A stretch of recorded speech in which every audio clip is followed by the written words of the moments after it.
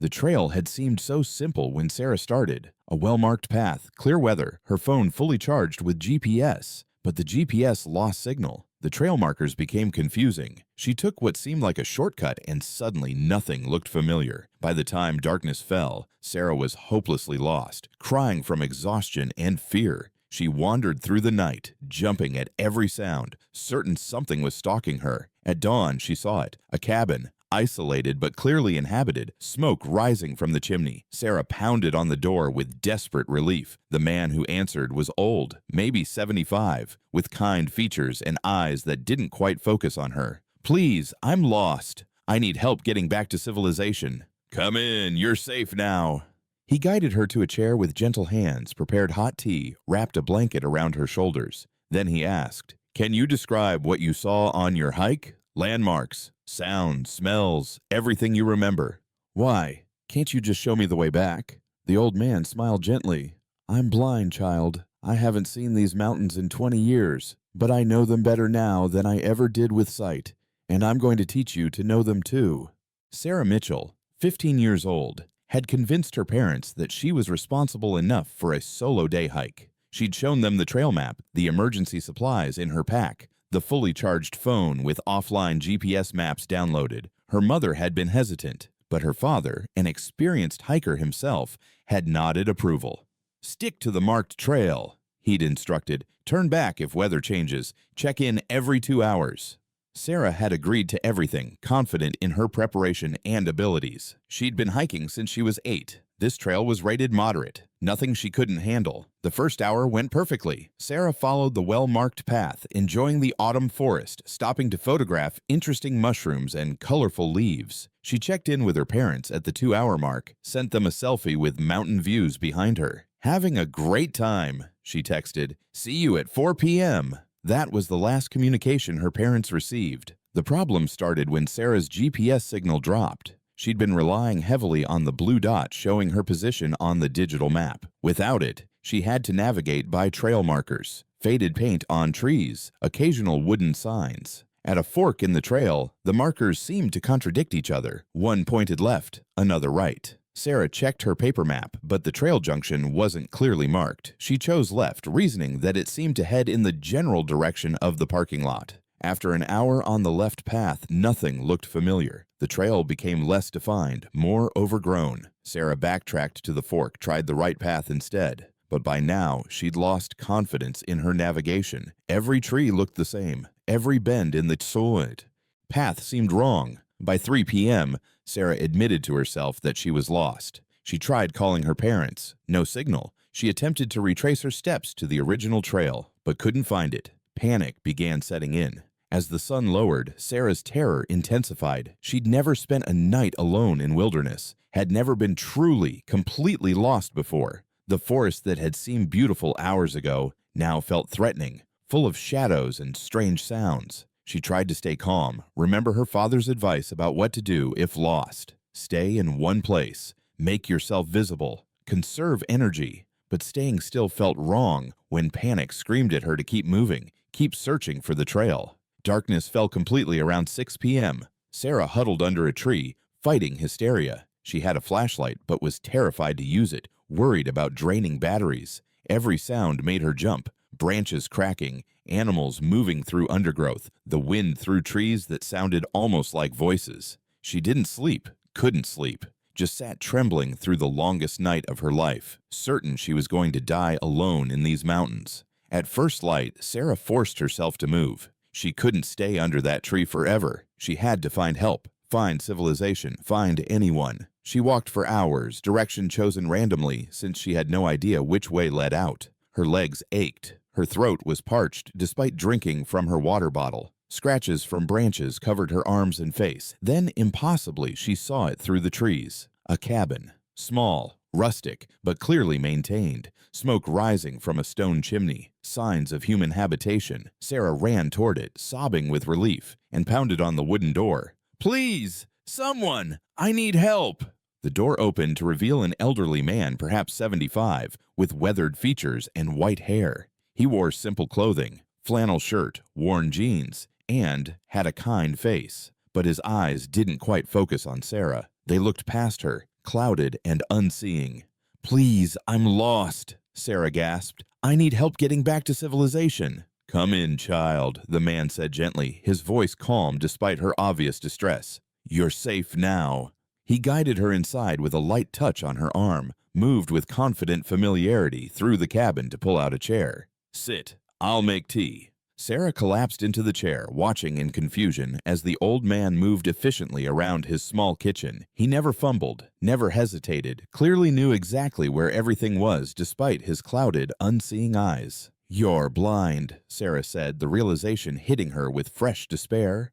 "I am," the man confirmed cheerfully, returning with 2 steaming mugs. "Have been for 20 years. I'm Thomas Wright, and you are—" "Sarah Mitchell. I've been lost since yesterday afternoon. My parents are probably freaking out. How are you going to help me if you can't see?"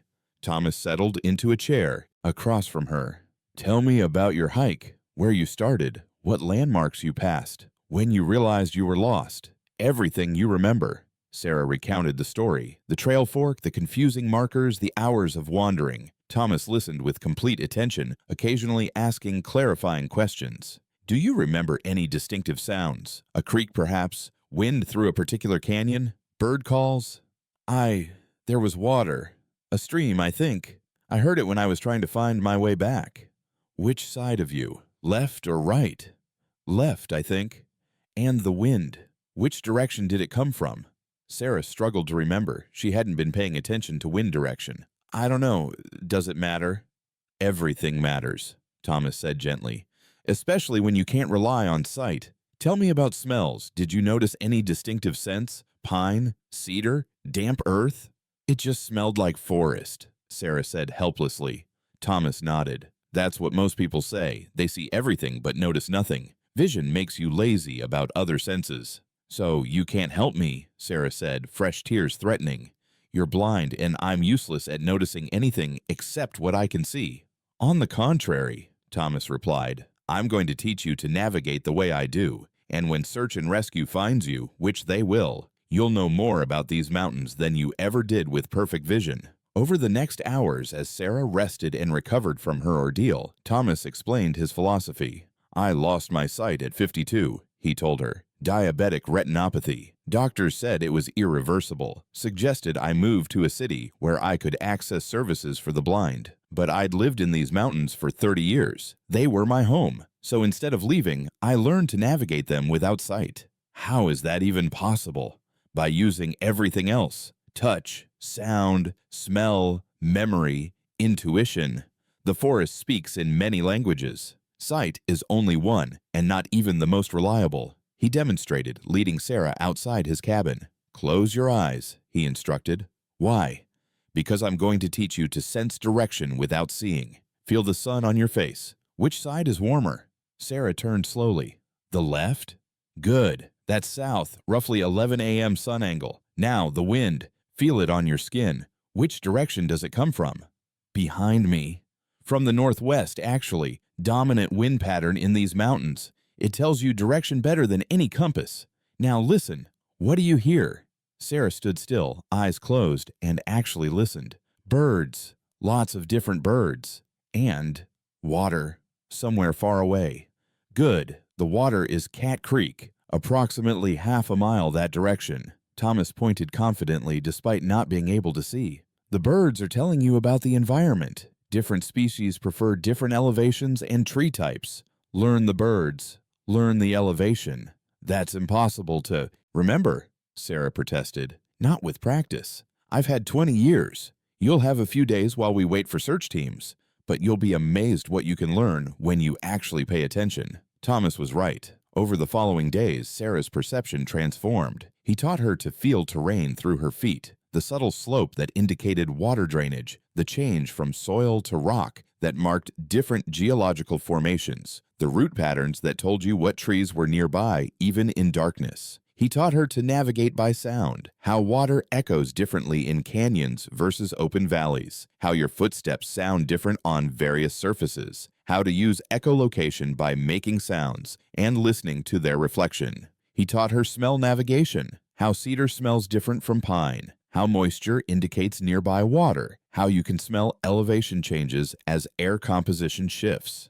The forest is constantly communicating, Thomas explained as they walked, him leading confidently, Sarah with eyes closed per his instruction. You just have to learn its language. Sarah stumbled constantly at first, grabbing Thomas's arm for balance. Don't rely on me, he chided gently. Feel the terrain. Listen to your footsteps. Use your walking stick to probe ahead. Trust your other senses. Gradually, impossibly, Sarah began to understand. With eyes closed, she noticed things she'd always ignored. The way temperature changed near water sources, how wind patterns indicated open spaces versus dense forest, how bird calls warned of predators or announced dawn.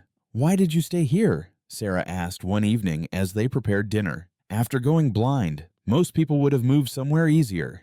Easier isn't always better, Thomas replied.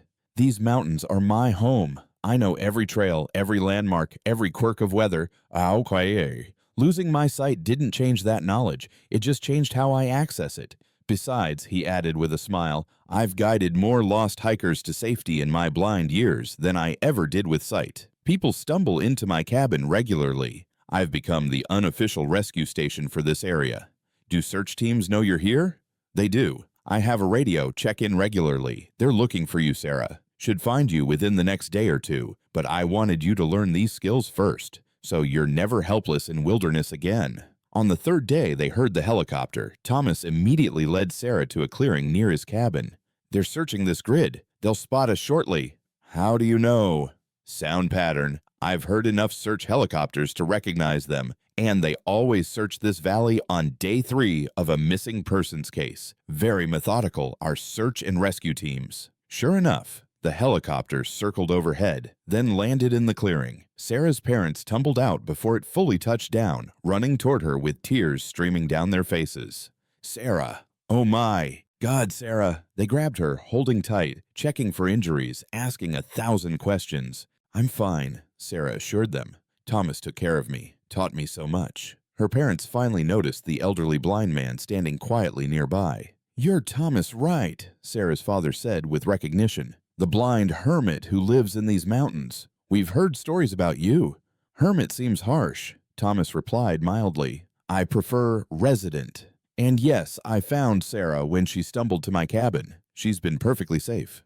Thank you, Sarah's mother breathed. Thank you so much for keeping her safe. She kept herself safe, Thomas corrected. I just taught her how. The search and rescue coordinator approached. Mr. Wright, we'll need to ask you some questions. Standard protocol. Of course. Sarah, before you go, remember what you learned. The mountains speak in many languages. Don't rely only on your eyes. Sarah hugged the old man impulsively. Thank you for everything, for teaching me to really see, even with my eyes closed. Thomas smiled. Come visit sometime. Plenty more to learn. The helicopter ride back was surreal. Sarah's parents asked endless questions, but their words seemed distant. She kept thinking about Thomas, about the lessons she'd learned, about how much she'd missed by relying purely on vision her entire life. You were with a blind man for 3 days, her mother said wonderingly. How did he keep you safe? How did he know what to do? He knows the mountains better than anyone, Sarah replied. Better than people who can see, because he actually pays attention to everything else. Her father looked skeptical. That's a nice sentiment, honey, but surely vision is essential for wilderness navigation. No, Sarah said with certainty Thomas had taught her. Vision is convenient, but it's not essential. Everything you need to know about the forest, it tells you through sound and touch and smell. You just have to learn to listen. The media picked up the story. Blind hermit rescues lost teen. Reporters wanted interviews, human interest stories about the remarkable blind man living alone in mountain wilderness. Thomas refused all interviews. I didn't do anything remarkable, he told the one reporter who hiked to his cabin. Just shared my home with a lost child and taught her some basic skills. Nothing newsworthy about that. But Sarah insisted on returning. 2 weeks after her rescue, she hiked back to Thomas's cabin with her father, intentionally this time, following trails she now understood through senses beyond vision. You came back, Thomas said, somehow knowing it was her before she spoke. You said there was more to learn.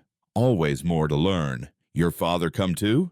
How did you know? 2 sets of footsteps, different weights and gaits. Plus, he's wearing cologne, sandalwood and cedar. You're wearing the same boots as before, distinctive wear pattern on the right heel." Sarah's father looked stunned. "That's remarkable." "That's attention," Thomas corrected. "Anyone could do it if they actually paid attention to their sensory input instead of relying purely on vision." Over the following months, Sarah returned regularly. Thomas taught her advanced navigation techniques, how to use stars when they were visible, how to estimate distance by counting steps and feeling terrain, how to find water in drought conditions. But he taught her more than navigation. He taught her to experience the world through multiple senses, to notice what she'd always ignored, to trust perception that went beyond what eyes could see. "Why do you do this?" Sarah asked during one visit. "Teach people like me. You could live here alone peacefully." "I could," Thomas agreed, "but knowledge is meant to be shared. I spent 30 years as a sighted guide, teaching people to appreciate wilderness. Now I teach something more valuable, how to truly perceive it. Besides," he added with a smile, "I like the company occasionally. Gets lonely up here, even for an old hermit." Sarah returned to school changed. Her friends couldn't understand what she'd experienced, how 3 days with a blind man had altered her perception permanently. "You're obsessed with that old guy," her best friend Maya commented. "It's kind of weird." "He taught me that disability is often just different ability," Sarah replied. "That losing one sense can sharpen others. That vision makes you lazy about really perceiving the world." She started a project documenting her experience, interviewing Thomas extensively, learning about how he'd adapted to blindness and actually thrived in an environment most people assumed would be impossible for someone without sight. Her project won state science fair, attracted attention from researchers studying sensory adaptation. Thomas became reluctantly famous despite his preference for privacy. "You've made me a spectacle," he complained without real anger when yet another researcher hiked to his cabin.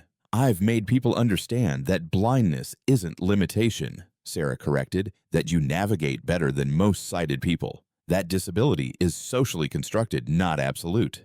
Years later, Sarah studied environmental science in college, specializing in accessible wilderness experiences. She developed programs teaching blind hikers advanced navigation techniques based on methods Thomas had taught her. "You took what I showed you and made it something bigger," Thomas said when Sarah visited to tell him about her work. He was 80 now, still living independently in his mountain cabin, still guiding lost hikers to safety. "You showed me that perception is multisensory," Sarah replied. "That vision is only one tool among many. That the forest speaks in languages most people never learn because they rely too heavily on sight. I just shared that lesson with others." "Good. That's how knowledge grows, through sharing and expanding. You've honored what I taught you by teaching it to others." On the 10th anniversary of the day Sarah had stumbled lost and terrified to Thomas's cabin, she organized a celebration. Former students, fellow wilderness educators, researchers studying sensory adaptation, all gathered to honor the blind man who'd proven that perception transcends vision. Thomas tolerated the attention with patient amusement. "I didn't do anything special," he insisted during speeches praising his contributions. "I just adapted to my circumstances and shared what I learned. Anyone could do the same." "But most people don't," Sarah replied. "Most people see blindness as disability, as limitation. You showed it could be transformation, that losing sight could mean gaining deeper perception. You changed how I understand the world, how we all understand it." Thomas smiled. "Then I suppose 3 days teaching a lost teenager was time well spent." The forest around them rustled with evening wind, northwest pattern, indicating tomorrow's weather would be clear. "Oh, I swear."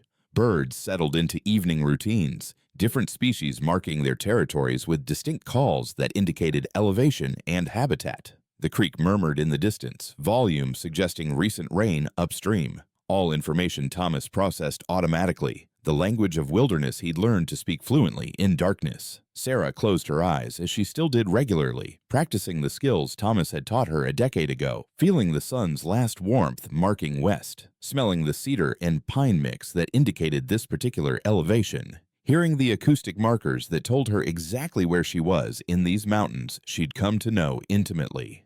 "The mountains don't care if we can see them," Thomas had told her on that first day when she'd arrived, lost and terrified. "They only care if we understand them." Sarah understood now. Not just the mountains, but the deeper truth, That perception is richer, fuller, more complete when we engage all our senses instead of relying on the dominance of vision. She'd been lost once. Thomas had found her, taught her to navigate by touch and sound and smell and memory. And in teaching her wilderness navigation, he'd taught her something more valuable. That limitation often exists only in our assumptions, that adaptation is always possible, and that sometimes losing one sense means discovering all the others.